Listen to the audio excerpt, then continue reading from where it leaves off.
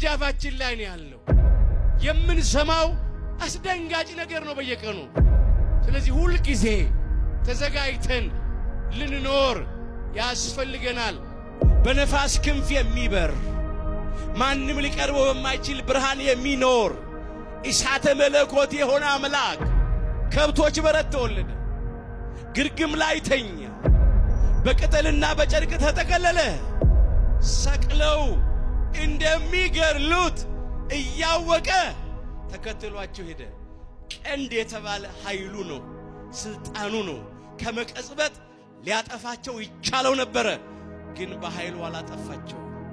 እነሱ በቁጣ ጎተቱት፣ እሱ ግን በፍቅር ተከተላቸው።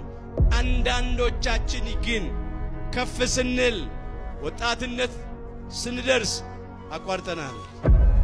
ከዚህ ከትሑቱ በግ፣ ከዋሁ በግ፣ ከቀራንዮ በግ፣ ከእግዚአብሔር በግ፣ ከአምላካችን ከጌታችን ከመድኃኒታችን ከኢየሱስ ክርስቶስ ቅዱስ ሥጋ ክቡር ደም ተለይተናል።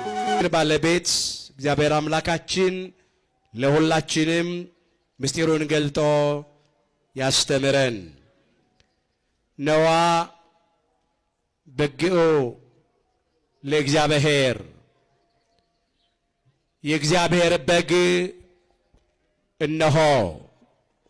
የዮሐንስ ወንጌል ምዕራፍ 1 ቁጥር 29። ለዛሬ አምላካችን እግዚአብሔር እንደረዳን መጠን በሚኖረን ጊዜ የምንማርበት የትምህርታችን ርዕስ ይህ ይሆናል። ዛሬ በዚህ ርዕስ ለመማር የመረጥንበት ምክንያታችን የሐዲስ ኪዳኑን መስዋዕት ለማየት ነው። ለድነት ዓለም ለቤዛ ዓለም በሐዲስ ኪዳን መስዋዕት ሆኖ የቀረበውን የዓለምን ኃጢአት ያስወገደውንና ያስተሰረየውን የእግዚአብሔርን በግ አምላካችን ጌታችን መድኃኒታችን ኢየሱስ ክርስቶስን ለማየት ነው። አምላካችን እግዚአብሔር በነገር ሁሉ ማስተዋልን ይስጠን። ነዋ በግዑ ለእግዚአብሔር የዮሐንስ ወንጌል ምዕራፍ 1 ቁጥር 29። የእግዚአብሔር በግ እነሆ። በዚህ ስፍራ ይህንን ቃል የተናገረው መጥምቀ መለኮት ቅዱስ ዮሐንስ ነው። መጥምቀ መለኮት ቅዱስ ዮሐንስ ስለ አምላካችን ስለ ጌታችን ስለ መድኃኒታችን ስለ ኢየሱስ ክርስቶስ የመሰከረው ምስክርነት ነው፣ የተናገረው ቃል ነው። ሁላችን እንደምናውቀው አምላካችን ጌታችን መድኃኒታችን ኢየሱስ ክርስቶስ 30 ዘመን ሲሞላው በዮርዳኖስ መሃል በዮሐንስ እጅ ከተጠመቀ በኋላ መጥምቀ መለኮት ቅዱስ ዮሐንስ ስለ አምላካችን ስለ ጌታችን ስለ መድኃኒታችን ስለ ኢየሱስ ክርስቶስ የመሰከረው ምስክርነት ከገሃድ አንስቶ እስከ ዘወረደ ሰንበት ወይም እስከ አብይ ጾም የመጀመሪያው ሰንበት ያለው ወቅት ዘመነ አስተርዮ ይባላል። አስተርዮ የሚለው ቃል አስተርአየ ከሚለው የግዕዝ ግስ የወጣ ነው። አስተርአየ ማለትም ታየ፣ አሳየ፣ ተያየ፣ ተገለጠ ማለት ነው። አስተርዮ ማለት መታየት ማለት ነው፣ መገለጥ ማለት ነው። አምላካችን ጌታችን መድኃኒታችን ኢየሱስ ክርስቶስ በጥምቀቱ ተሰውሮ የነበረውን ምስጢረ ሥላሴን የገለጠበት ወቅት ነው። የመጀመሪያው እሱ ነው። ሁላችን እንደምናውቀው ከቅድስት ሥላሴ አንዱ አካል አምላካችን ጌታችን መድኃኒታችን ኢየሱስ ክርስቶስ በዮርዳኖስ መሃል በዮሐንስ እጅ ከተጠመቀ በኋላ ከውሃ ወዲያ ወጣ ይላል። በማቴዎስ ወንጌል ምዕራፍ 3 ቁጥር 16 ጀምሮ የተመዘገበ ኃይለ ቃል ነው። ልክ እርሱ ከውሃ ከወጣ በኋላ ሰማያት ተከፈቱ ይላል። በሰማይ መከፈት መዘጋት ያለበት ሆኖ አይደለም። ለሰማያት መስኮቶች ደጆች ያሉት ሆኖ አይደለም። የተዘጋ ደጅ በተከፈተ ጊዜ በውስጥ ያለ ያልታየ ነገር እንደሚታይ፣ ያልተገለጠ ነገር እንደሚገለጥ እንዲሁ ተሰውሮ የነበረ ምስጢረ ሥላሴ ተገለጠ ማለት ነው። ሰማያት ተከፈቱ። እነሆም ከቅድስት ሥላሴ አንዱ አካል እግዚአብሔር መንፈስ ቅዱስ በርግብ አምሳል ከሰማይ ሲወርድና በራሱ ላይ ሲመጣ አየ ይላል።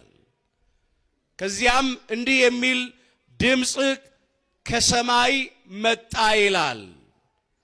ወናሁ መጻ ቃል እምሰማይ ዘይብል ዝንቱ ወልደየ ዘአፈቅር ዘቦቱ ሰመርኩ አለ።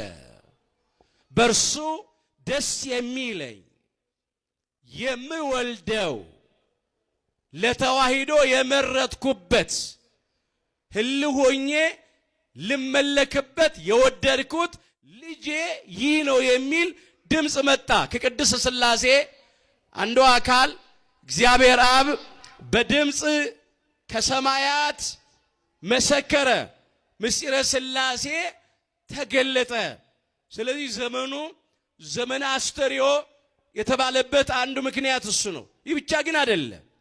የማይታይ አምላክ፣ የማይዳሰስ የማይጨበጥ አምላክ፣ ሰማይና ምድር የማይወስኑት አምላክ አካላዊ ቃል እግዚአብሔር ወልድ ከሰማየ ሰማያት ወርዶ ከቅድስተ ቅዱሳን ከድንግል ማርያም ከስጋዋ ስጋ ከነፍሷ ነፍስ ነስቶ በተዋሂዶ ከብሮ በጠባብ ደረት በአጭር ቁመት ተወስኖ በስጋ ማርያም ስለተገለጠ በዚህ ምድር በግልጽ እየተመላለሰ ስለታየ ዘመነ አስተርእዮ ተብሏል። በዚህ በዘመነ አስተርእዮ የመሰከረው ምስክርነት ነው መጥምቀ መለኮት ቅዱስ ዮሐንስ።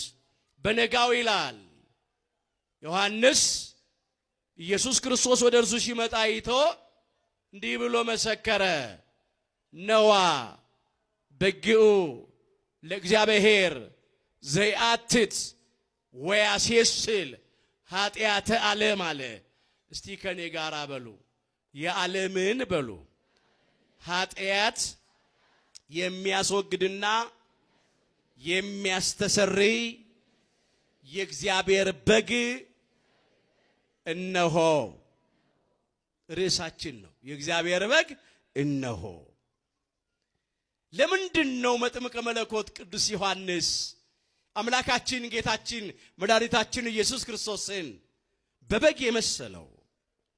አምላክ ሰው ነው የሆነው፣ ሰው አምላክ ነው የሆነው፣ ቃል ስጋ ነው የሆነው፣ ስጋ ቃል ነው የሆነው እንጂ አምላክ በግ አልሆነም። ግን በበግ መሰለው። ነዋ በግኡ ለእግዚአብሔር አለው፣ የእግዚአብሔር በግ እነሆ አለው። ብዙ ምክንያት አለ። ዋና ዋናዎቹን ብቻ እንመለከታለን። በመጀመሪያ አምላካችን ጌታችን መድኃኒታችን ኢየሱስ ክርስቶስን መጥምቀ መለኮት ቅዱስ ዮሐንስ በበግ የመሰለበት ምክንያት ምንድነው ስንል ትህትናውን ሲያይ ነው። በግ ትሁት ነው። አንገቱን ደፍቶ መሬት እያየ ይሄዳል። አምላካችን ጌታችን መድኃኒታችን ኢየሱስ ክርስቶስም መምህረ ትህትና ነውና ትህትናውን ሲያይ በበግ መሰለው። እስቲ ትህትናውን በጥቂቱ እናንሳ። ከቅድስት ሥላሴ አንዱ አካላዊ ቃል እግዚአብሔር ወልድ ከሰማየ ሰማያት መውረዱ በራሱ ትሕትና ነው። ከቅድስተ ቅዱሳን ከድንግል ማርያም ከሥጋዋ ሥጋ ከነፍሷ ነፍስ ነስቶ በተዋሂዶ መክበሩ ትሕትና ነው። ቃል ሥጋ መሆኑ አምላክ ሰው መሆኑ በራሱ ትሕትና ነው። በከብቶች በረት መወለዱ፣ በግርግም ላይ መተኛቱ፣ በቅጠልና በጨርቅ መጠቅለሉ ትሕትና ነው። በኪሩቤል ላይ የሚቀመጥ በነፋስ ክንፍ የሚበር ማንም ሊቀርበው በማይችል ብርሃን የሚኖር እሳተ መለኮት የሆነ አምላክ ከብቶች በረት ተወለደ፣ ግርግም ላይ ተኛ፣ በቅጠልና በጨርቅ ተጠቀለለ። ለእናቱ ለቅድስተ ቅዱሳን ለድንግል ማርያም እየታዘዘ ማደጉ ትሕትና ነው። ፈጣሪ ሳለ በፍጡር እጅ፣ የጌቶች ጌታ ሳለ በባሪያው እጅ፣ ሰማያዊ ሳለ በምድራዊው እጅ መጠመቁ ትሕትና ነው። ይህም ብቻ አይደለም። በተናቁት በአህያይቱና በአህያይቱ ግልገል በውርንጫይቱ ላይ መቀመጡ ትሕትናው ነው። በጸሎተ ሐሙስ ምሽት አደግድጎ ተንበርክኮ ማበሻ ጨርቅ ይዞ የደቀ መዛሙርቱን እግር ማጠቡ ትሕትና ነው። ለመስቀል ሞት የታዘዘ መሆኑ ትሕትና ነው። እስከ መስቀል ሞት ድረስ ታዟል። ትሕትናውን ሲያይ በግ አለው። የእግዚአብሔር በግ እነሆ ያሰኘው በመጀመሪያ ትሕትናው ነው። ትሕትናን፣ የተሰበረ ልብን፣ የተዋረደ መንፈስን አምላካችን እግዚአብሔር ለሁላችንም ያድለን። አሁን የእግዚአብሔር በግ እነሆ ስንል የአምላካችን የጌታችን የመድኃኒታችን የኢየሱስ ክርስቶስን ትሕትና ማስተዋል አለብን። ባለጠጎች ብንሆን፣ ብዙ ብር ብንቆጥር፣ ባለስልጣኖች ብንሆን፣ ባለሰራዊት ባለመሳሪያዎች ብንሆን፣ ባለ 2ና ባለ 3 ዲግሪዎች ብንሆን፣ ዝነኞች፣ ስመጥሮች፣ ታዋቂዎች ብንሆን፣ የከበሬታ ወንበር የሚሳብልን፣ ያማረው ላንሳዊ ምንጣፍ የሚነጠፍልን፣ ብዙዎች ቆመው የሚያጨበጭቡልን ብንሆንም ራሳችንን ዝቅ ማድረግ አለብን። እንኳን እኛ ፍጡራኑ ፈጣሪ አምላክ የባህሪ አምላክ ኢየሱስ ክርስቶስ በትሕትና ተመላልሷልና በግ ያሰኘው ትሕትናው ነው። የመጀመሪያው እሱ ነው። እግዚአብሔር ደግሞ ትሕትናን ይፈልጋል። እግዚአብሔር ትዕቢተኞችን ይቃወማል፣ ለትሑታን ግን ጸጋና ሞገስን ይሰጣል ይላል። አንደኛ ጴጥሮስ ምዕራፍ 5 ቁጥር 5 ላይ አምላካችን እግዚአብሔር ለሁላችንም የተሰበረ ልብ የተዋረደ መንፈስ ያድለን። በመጀመሪያ በግ ያሰኘው ትሕትናው ነው። ሁለተኛ የእግዚአብሔር በግ እነሆ ብሎ መጥምቀ መለኮት ቅዱስ ዮሐንስ የመሰከረለት የዋህነቱን ሲያይ ነው። በግ የዋህ ነው። ሁላችን እንደምናውቀው በቀንድ ያለው መዋጋት ሲችል አይዋጋም። በየዋህነቱ በሸላቾቹ ፊት ዝም ብሎ ይቆማል። የሚያርዱትን ተከትሎ ይሄዳል። በግ በየዋህነቱ እንደሚሸለት እንደሚታረድ አምላካችን ጌታችን መድኃኒታችን ኢየሱስ ክርስቶስም በየዋህነት በሸላቾቹ ፊት ዝም ብሎ ቆመ። ሰቅለው የሚገሉትን ተከትሎ መስቀል ተሸክሞ ተጓዘ። ለመታረድ እንደሚነዳ ጠቦት ይላል። በሸላቾቹም ፊት ዝም እንደሚል በግ እንዲሁ አፉን አልከፈተም ይላል።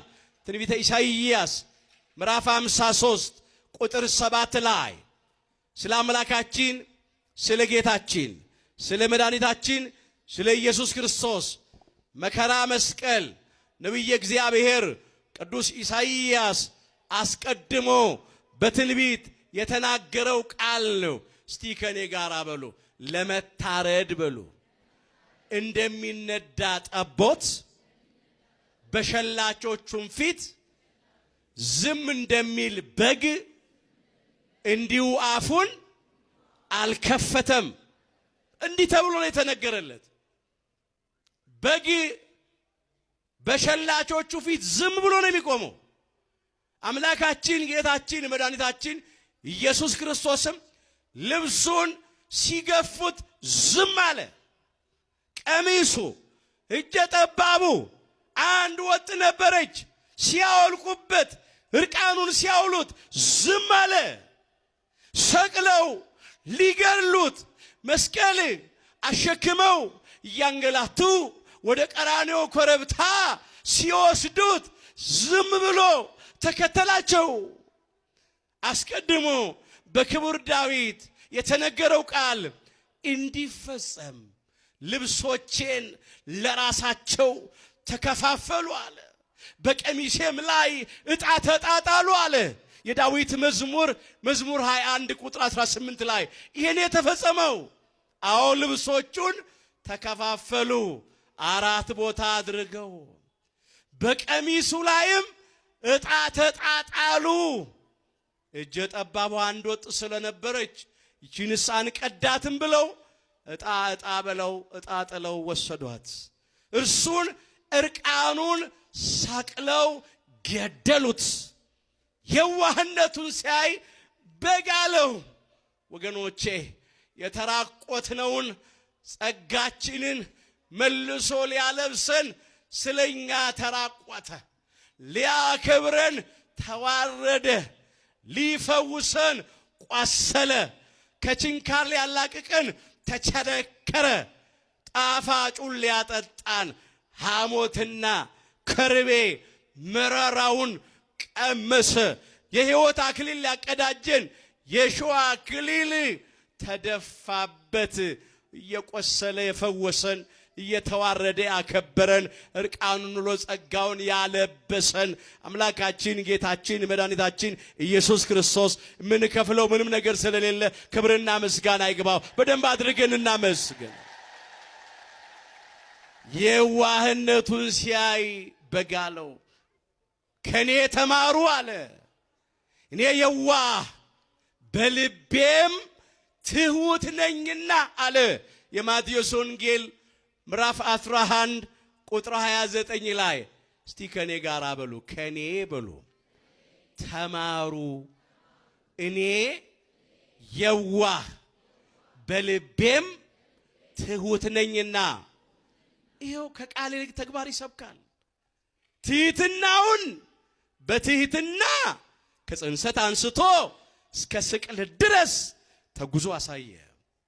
የዋህነቱን ልብሱ ተገፎ እርቃኑን ውሎ በዕለተ ዓርብ በቀራንዮ መስቀል ላይ ተሰቅሎ የዋህነቱን አሳየ።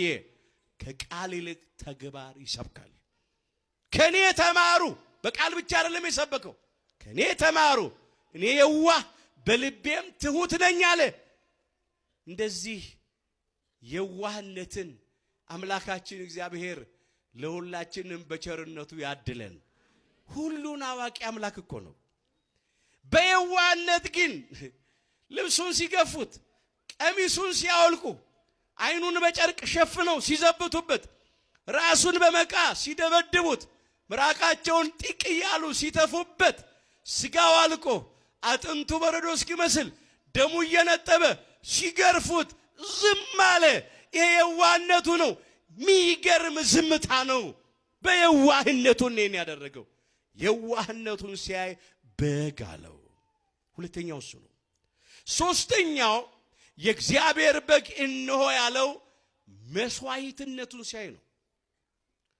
በብሉይ ኪዳን ለኃጢአት ስርየት መስዋዕት ሆነው ይቀርቡ ከነበሩት እንስሳት መካከል አንዱ በግ የበግ ጠቦት ነው።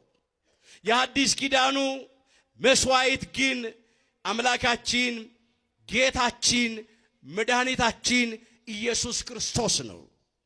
በአዲስ ኪዳን ሌላ የእንስሳት የፍሪዳ የጊደር የርግብ የአውራ ፍየል የጠቦት መስዋዕት አይሰዋም።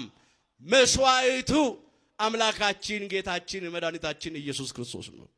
ኤንሲያይ ነው ነዋ በጊኡ ለእግዚአብሔር ዘያትት ወያሴስል ኃጢአት ዓለም ብሎ ያነሳው የዓለምን ኃጢአት የሚያስወግድና የሚያስተሰሪ የእግዚአብሔር በግ እነሆ ያለው። እስቲ በሉ ከኔ ጋር ኢየሱስ ደግሞ በሉ በገዛ ደሙ ሕዝቡን እንዲቀድስ ከበር ውጪ መከራን ተቀበለ። ዕብራውያን ምዕራፍ 13 ቁጥር 12 አምላካችን ጌታችን መድኃኒታችን ኢየሱስ ክርስቶስ በገዛ የከበረ ደሙ ፈሳሽነት ሕዝቡን እንዲቀድስ ከበር ውጪ በኢየሩሳሌም በቀራንዮ ኮረብታ መከራን ተቀበለ። በከበረ ደሙ ፈሳሽነት አከበረን። ቅዱስ ሥጋውን ቆርሶ ቀደሰን። ነውራችንን አንከባለለ። የኃጢአታችንን ስርየት አደለን። ይህንን ያነሳው ቅዱስ ጳውሎስ። ቅዱስ ጴጥሮስም በአንደኛ ጴጥሮስ መልእክቱ ምዕራፍ 1 ቁጥር 19 ላይ ይህንን እንዲህ አድርጎ መዝግቦታል።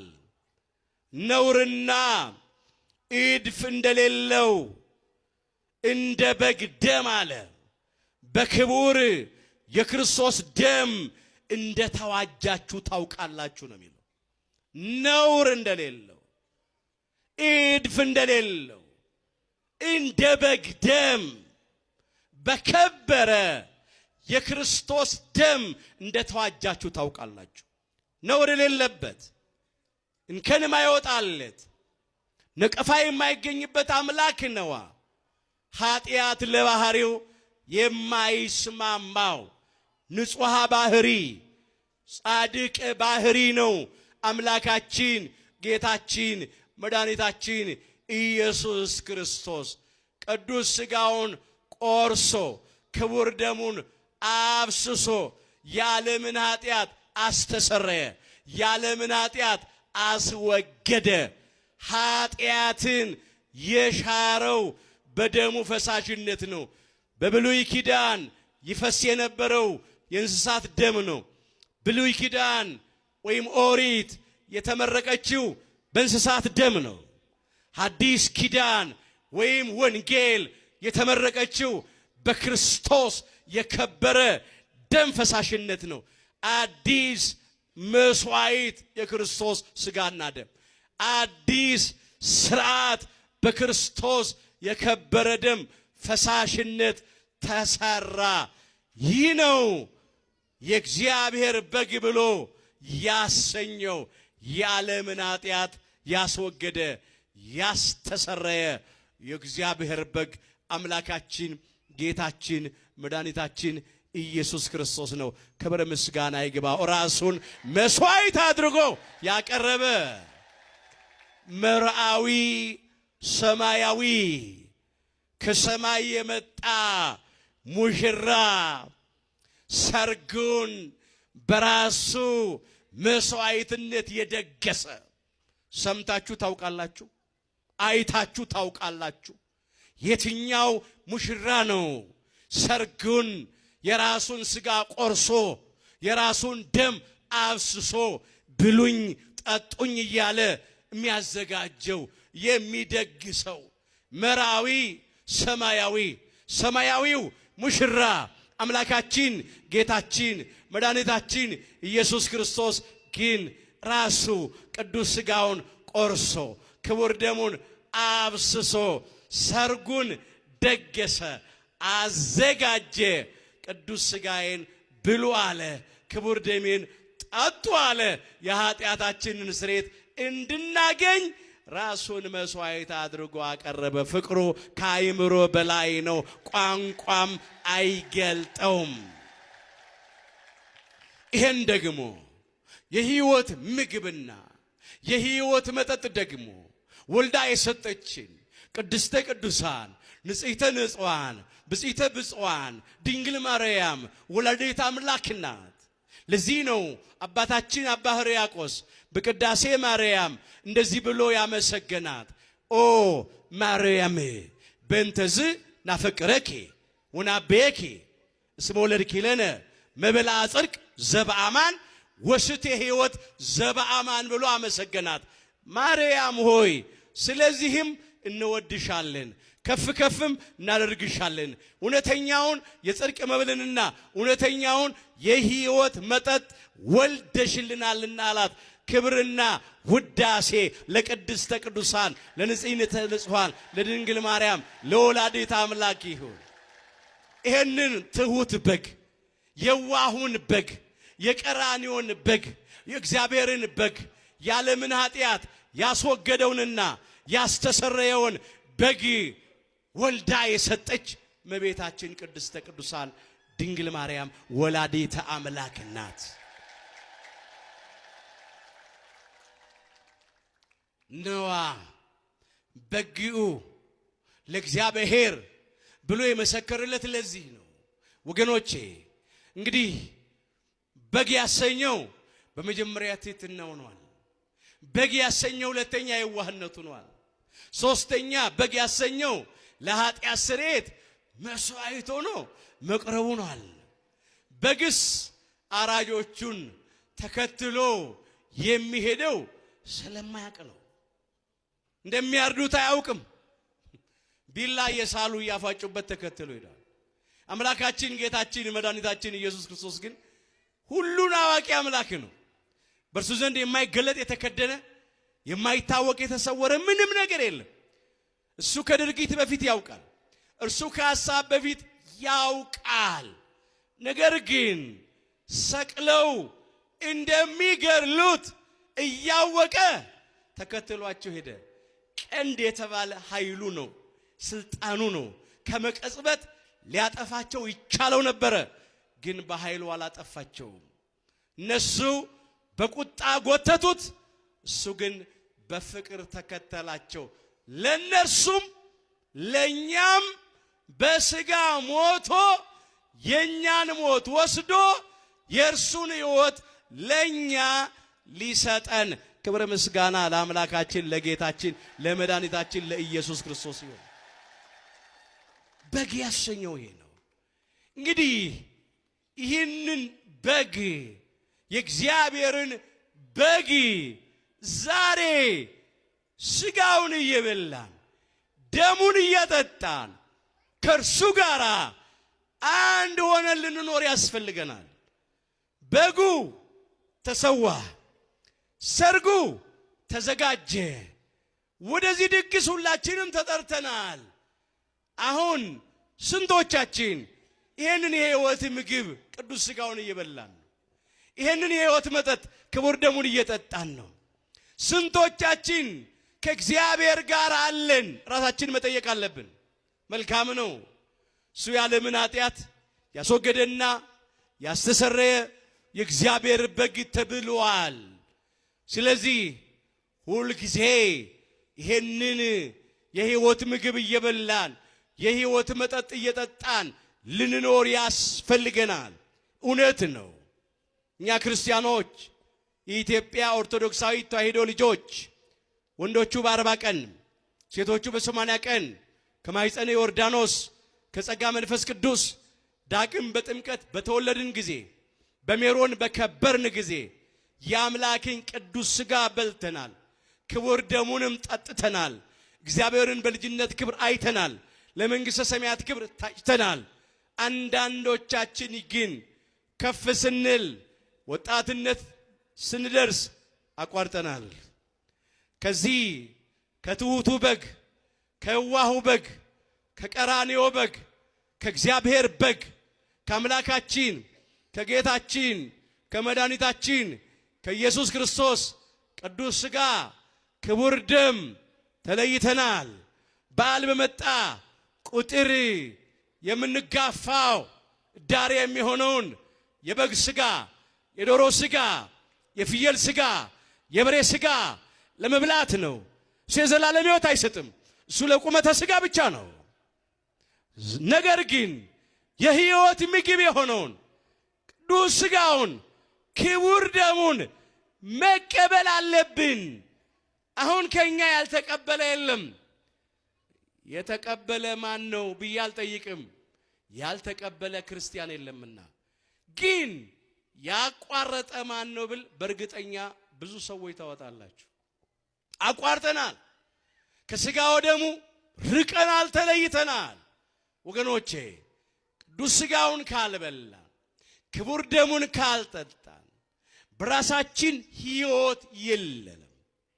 ዘበላ ስጋዬ ወሰቴ ደሜ በሕይወት ዘለዓለም ነው ያለው አምላካችን ጌታችን መድኃኒታችን ኢየሱስ ክርስቶስ።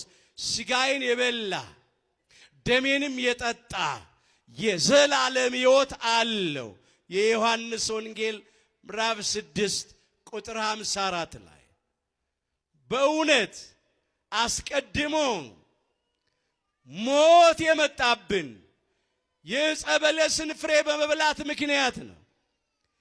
በልተን እንደሞትን የበለስን ፍሬ ቅዱስ ስጋውን በልተን ክቡር ደሙን ጠጥተን የዘላለምን ሕይወት እንድናገኝ የዋሁ በግ፣ ትሑቱ በግ፣ የቀራንዮ በግ፣ የእግዚአብሔር በግ ስጋውን ቆርሶ ብሉኝ አለ።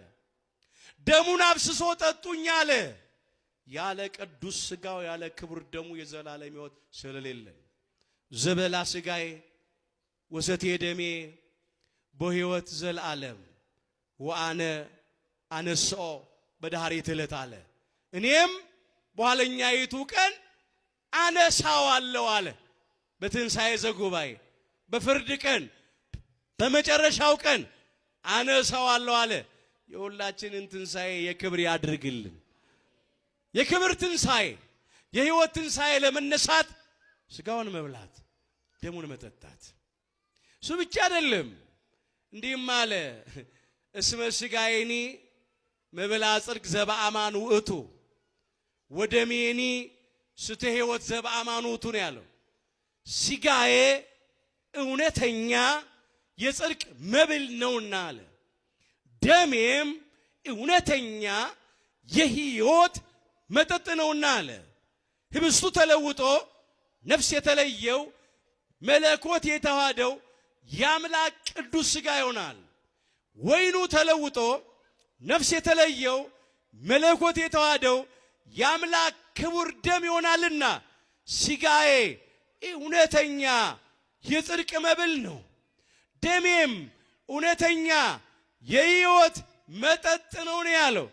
ስለዚህ ዕለት ዕለት በቅዳሴው ጊዜ እየተዘጋጀ የሚቀርብልንን የሕይወት ምግብ ቅዱስ ስጋውን መብላት፣ የሕይወት መጠጥ ክቡር ደሙን መጠጣት ይገባናል። ይህም ብቻ አይደለም፣ በጠላት በዲያብሎስና በሰራዊቱ ላይ ድልን የምንቃዳጀው ስጋውን ስንበላ ደሙን ስንጠጣ ነው። ዲያብሎስ አዳምና ሔዋንን ድል ያደረጋቸው በመብል ምክንያት ነው። በመብል ምክንያት ተሸንፈን ነበረ። በዕፀ በለስ ፍሬ ምክንያት በልታችሁ በጠላት በዲያብሎስ እንደተሸነፋችሁ ደግሞ ብሉና ጠላት ዲያብሎስን ድል አድርጉ ብሎ ክርስቶስ ቅዱስ ስጋውን ቆርሶ ሰጠን፣ ክቡር ደሙን አፍስሶ ሰጠን። በልተን እንድናሸንፍ ክቡር ደሙን ጠጥተን እንድናሸንፍ ማለት ነው። አሁን እንዲህ ተብሎ እንደተጻፈ እክል ያጸን ኃይለ ሰብ ይላል። እህል የሰውን ጉልበት ያጸናል፣ ያጠነክራል። የዳዊት መዝሙር 103 ቁጥር 15 ላይ ለጊዜው እህል የተባለ ምግበ ሥጋ እንጀራ ጉልበትን ያጠነክራል፣ ኃይል ይሰጣል፣ ጽናትን ያድላል፣ ያበረታል። እሱ ብቻ ግን አይደለም። እህል የተባለ የሕይወት እንጀራ የእግዚአብሔር ቃል ነፍስን ያጸናል፣ ያጠነክራል፣ ሃይማኖት እንድናጸና ምግባር እንድናቀና በአምልኮተ ጣዖት በጥርጥር በክህደት እንዳንጠፋ ጸንተን እንድንኖር እክል ያጸና ኃይለሰብ እህል የሰውን ጉልበት ያጠነክራል። እህል የተባለ የሕይወት እንጀራ የእግዚአብሔርን ቃል ነው። ሲሺታ ለነፍስ ቃል እግዚአብሔር ውእቱ እንዳለ ሊቁ አምላካችን እግዚአብሔር ከሕይወት ምግብ ከሕይወት እንጀራ ከቅዱስ ቃል ሁላችን አይለየን። ሌላው እክል ያጸና ኃይለሰብ ያለው ቅዱስ ሥጋውን ነው። ቅዱስ ሥጋው እነሆ የሰውን ጉልበት የነፍስን ጉልበት ያጠነክራል ያጸናል ማለት ነው። ኃይለኞች ድል አድራጊዎች አሸናፊዎች መሆን የምንችለው ሥጋውን ስንበላ ነው፣ ደሙን ስንጠጣ ነው። ለእመ እግዚአብሔር ምስሌነ መኑ ይክለና አለ ቅዱስ ጳውሎስ። እግዚአብሔር ከኛ ጋር ከሆነ ማን ይችለናል አለ በሮሜ መልእክቱ ምዕራፍ 8 ቁጥር 31 ላይ። ለጊዜው እግዚአብሔር በረድኤት ከኛ ጋር ከሆነ ማን ይችለናል ነው። እሱ ብቻ ግን አይደለም። ከቅድስት ሥላሴ አንዱ አካላዊ ቃል እግዚአብሔር ወልድ ከሰማየ ሰማያት ወርዶ ከቅድስተ ቅዱሳን ከድንግል ማርያም ተወልዶ በሥጋ ማርያም ከተገለጠልን አምላክ ሰው ከሆነልን ሰው አምላክ ከሆነልን ማን ይችለናል? አማኑኤል ማለት እግዚአብሔር ምስሌነ ማለት ነው። እግዚአብሔር ከኛ ጋር ሆነ ማለት ነው። በቅድስተ ቅዱሳን በድንግል ማርያም በኩል ዘመድ ሆነን ማለት ነው። ለእመ እግዚአብሔር ምስሌነ መኑ ይክለነ። እግዚአብሔር ከኛ ጋር ከሆነ ማን ይችለናል? እሱ ብቻ ግን አይደለም። እግዚአብሔር ከኛ ጋር ከሆነ ቅዱስ ሥጋውን ከበላን ክቡር ደሙን ከጠጣን እግዚአብሔር ከኛ ጋር ከሆነ እኛ ከእግዚአብሔር ጋር ከሆነን እሱ ከኛ ጋር ከተዋሃደ በጸጋ ከኛ ጋር ካደረ ማን ይችለናል? ኃይለኞች የምንሆነው ሥጋውን ስንበላ ነው፣ ደሙን ስንጠጣ ነው። እስቲ በሉ ከኔ ጋር በወደደን በእርሱ በሉ ከአሸናፊዎች ሁሉ እንበልጣለን። ሮሜ ምዕራፍ 8 ቁጥር 37 እንደገና በሉ በወደደን በእርሱ በሉ ከአሸናፊዎች ሁሉ እንበልጣለን። ክብረ ምስጋና ለአምላካችን ይሁን። በራሳችን ባዶዎች በራሳችን ደካሞች ነን። ምግበ ሥጋን የበላና ያልበላ እኩል አቅም የለው። ሲርበን ሲጠማን እናውቃለን። በድካም እንዝላለን፣ በጥም እንልፈሰፈሳለን፣ አቅም እናጣለን። መቼ? ካልበላን ካልጠጣን ድካም ይጫጫነናል። በጾም ጊዜ እናውቀዋለን። ምግበ ሥጋ ስናጣ እንኳን እንዴት ነው አቅመ ቢሶች ምን ሆነው። ምግበ ነፍስ ደግሞ ቅዱስ ሥጋውን ስንበላ ክቡር ደሙን ስንጠጣ ኃይለኞች ነው ምን ሆነው። እባካችሁ አትጠራጠሩ፣ እባካችሁ አትፍሩ። ሥጋው ደሙን ተቀብዬ ብበድልስ ኃጢአት ብሰራስ ዲያብሎስ ቢያሸንፈኝስ አትበሉ። ለምን? ከኛ ጋር ያለው ከዓለም ጋር ካለው ከዲያብሎስ ይበረታል። የአሸናፊዎች አሸናፊ ነው። የኃያላን ኃያል ነው። የአማልክት አምላክ ነው። የጌቶች ጌታ ነው። በባህሪው ሞት የሌለበት በመንግስቱ ሽረትና እልፈት ለውጥ የሌለበት የዘላለም አምላክ ነው። እሱን ከያዘን ከሱ ጋር ከሆንን ድል ነሺዎች ነው ምን ሆነው፣ አሸናፊዎች ነው ምን ሆነው። ስለዚህ ሥጋው ደሙን መቀበል ኃይልን በሚሰጠኝ በክርስቶስ ሁሉን ይችላለሁ። ኃይል ነው የሚሆነን። ኃይል ለመቀበል ነው ሥጋው ደሙን የምንቀበለው፣ ኃይል ለማግኘት። እየፈራን ወደ ኋላ እናፈግፍግ። ሌላ መበበል ምክንያት ከእግዚአብሔር ተለየን፣ ከገነት ወጣን። ሥጋውን ስንበላ ደሙን ስንጠጣ ከእግዚአብሔር ጋር አንድ እንሆናለን። ወደ እግዚአብሔር ርስት ወደ መንግሥተ ሰማያት እንገባለን። ያለ እርሱ ምንም ነገር የለም። የሺ ፍልጥ ማሰሪያው ልጥ ይላሉ አበው። ብንጾምም ብንጸልይም ብንሰግድም ብናስቀድስም ብንሰብክም ብንዘምርም ተአምራት ብናደርግም ብንመጸውትም በጎ ሥራ ብንሰራም ትሩፋት ብናደርግም ሥጋውን ካልበላን ደሙን ካልጠጣን በራሳችን ሕይወት የለንም፣ አልተሰጠንም እንጂ እስከ ሦስተኛው ሰማይ ብንነጠቅ ከአንድም 72 ቋንቋ ብንናገር እንደ ቅዱስ ጳውሎስ ጸጋችን ለልብሳችን ቢተርፍ እንደ ሊቀ ሐዋርያት ቅዱስ ጴጥሮስ ጸጋችን ለጥላችን ቢተርፍ ሥጋውን ካልበላን ደሙን ካልጠጣን በራሳችን ሕይወት የለንም። ነዋ በጊው ለእግዚአብሔር የእግዚአብሔር በግ እነሆ አለ መጥምቀ መለኮት ቅዱስ ዮሐንስ ሲመሰክርለት።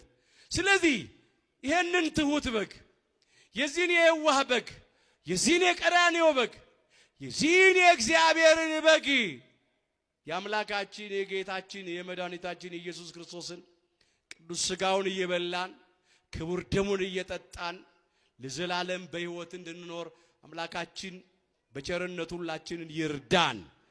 ወደሙ ለኢየሱስ ክርስቶስ ያነጻሃነ እምኩሉ ኃጣዊነ ነው የሚለው።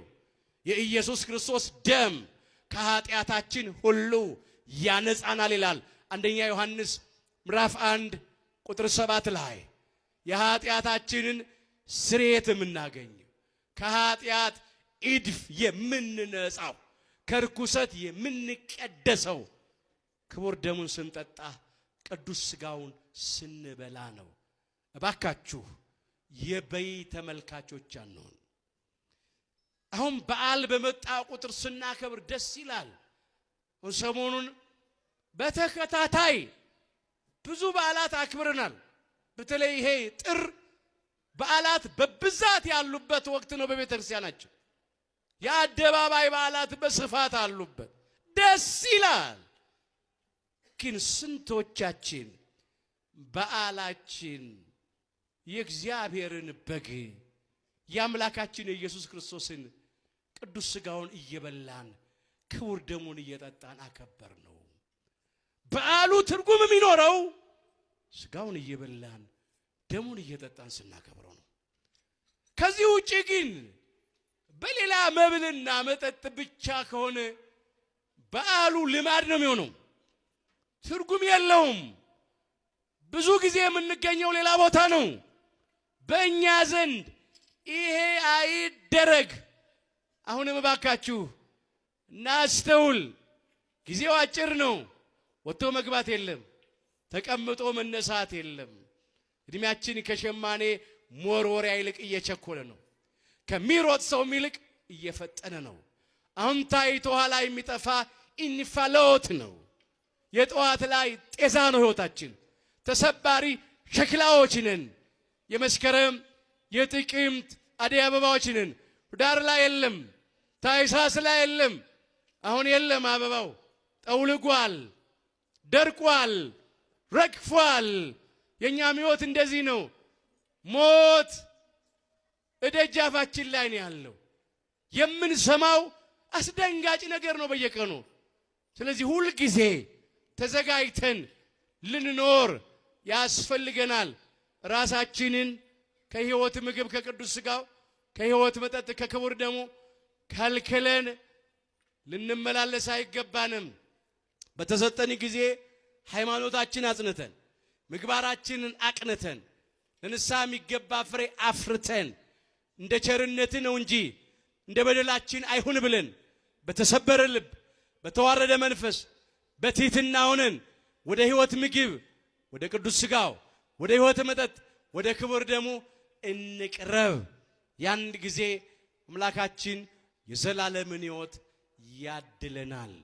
ሥጋው ደሙን እየተቀበልን ያለነውን አምላካችን እግዚአብሔር እስከ መጨረሻ ቅታ ድረስ ያጽናን። ከቅዱስ ሥጋው ከክቡር ደሙ ርቀን ያለነውን እግዚአብሔር በሰጠን ዕድሜ ለንስሐ ያብቃን።